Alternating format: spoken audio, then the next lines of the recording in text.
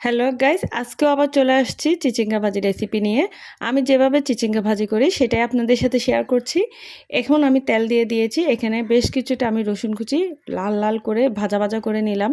তার মধ্যে পেঁয়াজ কুচিও দিয়ে দিয়েছি অনেকখানি। এরপর এখন আমি অনেকগুলো চিংড়ি শুটকি দিয়ে দিব। আজকে আমি চিচিঙ্গা ভাজিটা চিংড়ি শুটকি দিয়ে করব, বাট এখানে কোনো রকম মশলা হবে না, এভাবে এটা দিয়ে রান্না করব। আর তেমন কোনো কিছুই আমার এখানে দিতে হবে না, শুধু সামান্য পরিমাণে স্বাদ মতো লবণটা দিলেই চলবে।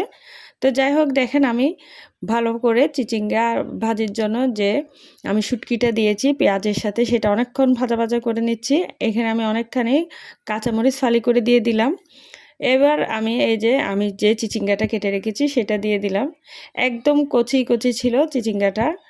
তারপর এটা দিয়ে নাড়াচাড়া করে ঢাকনাটা দিয়ে বেশ কিছুক্ষণ রান্না করে নিলাম। এই যে এখান থেকে কিছুটা পানি বের হয়েছে, দেখেন একদম সবুজ সবুজ থাকবে। এভাবে আমি ভাজিটা প্রায় সময় করি, এভাবে করলে বাসায় সবাই অনেক পছন্দ করে, আমারও অনেক ভালো লাগে।